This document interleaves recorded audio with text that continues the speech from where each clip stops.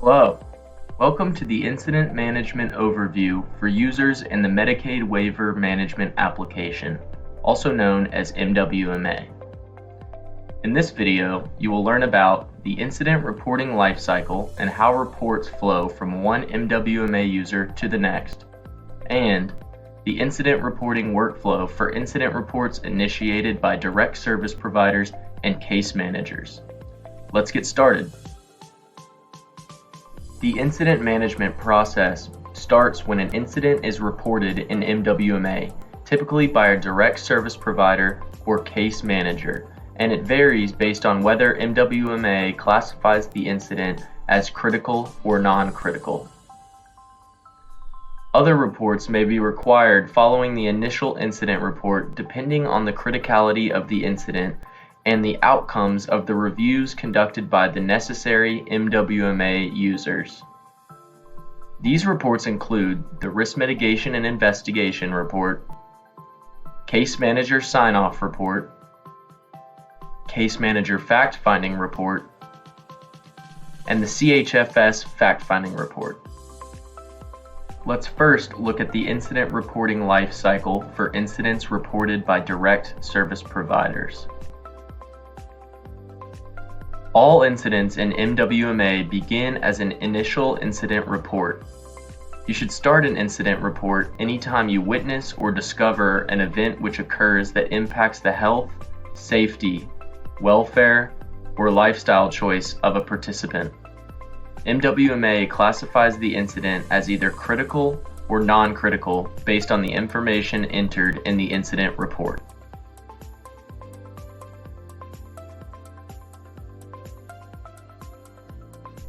If a direct service provider completes an incident report and MWMA classifies it as non-critical, the incident is closed upon submission.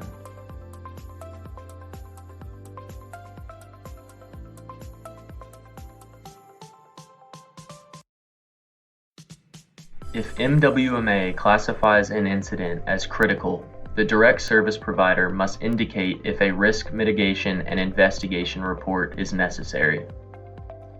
For example, if the direct service provider recalls the details of an incident and believes it could have been prevented, a risk mitigation and investigation report may be appropriate.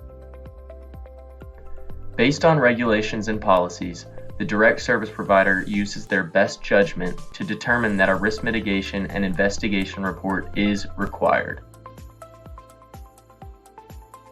Please note that the system automatically requires risk mitigation and investigation reports in instances of suspected abuse, suspected neglect, suspected exploitation, and unexpected death.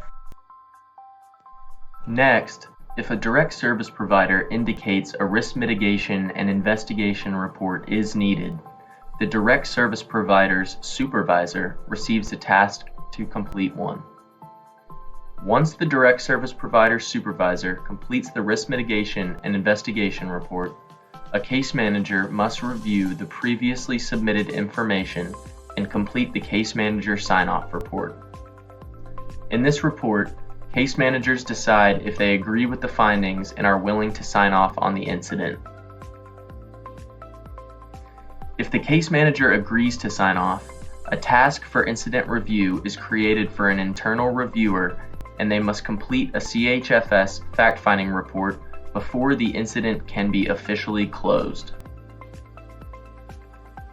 If the case manager does not agree to sign off, they must collect the details of the incident and complete a case manager fact-finding report.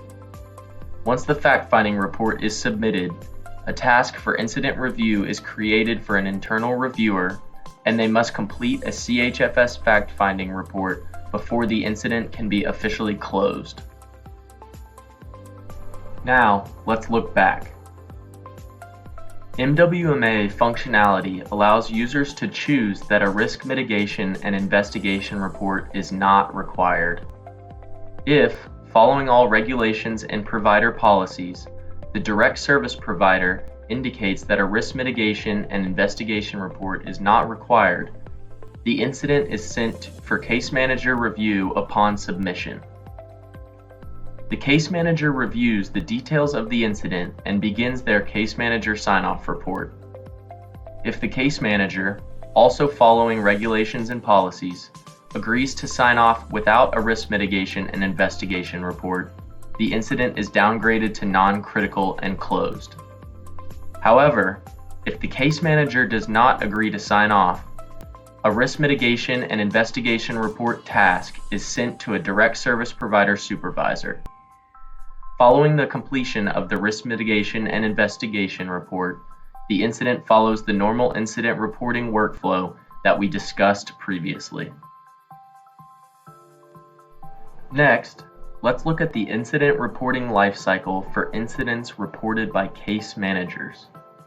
This process begins with an initial incident report in MWMA.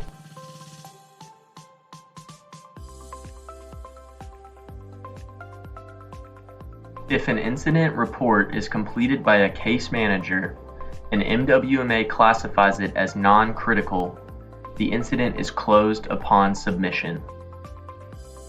However, if MWMA classifies an incident as critical, the case manager must indicate if a risk mitigation and investigation report is necessary. Following regulations and policies and using their knowledge of the incident, the case manager determines that a risk mitigation and investigation report is not required, so the incident is then downgraded to non-critical and closed. Please note that the system automatically requires risk mitigation and investigation reports in instances of suspected abuse, suspected neglect, suspected exploitation, and unexpected death. Now, let's say that the case manager determined that a risk mitigation and investigation report is required. Upon submission of the incident, the case manager is then responsible for completing the risk mitigation and investigation report. Once the risk mitigation and investigation report is completed by the case manager, an incident review task is created for an internal reviewer who completes a CHFS fact-finding report before the incident can be officially closed. Thank you for taking the time to watch this video. On behalf of the entire MWMA team, thank you for all you do for Kentucky's 1915C waiver participants. We are excited to see the impact that your contributions will have on the Commonwealth.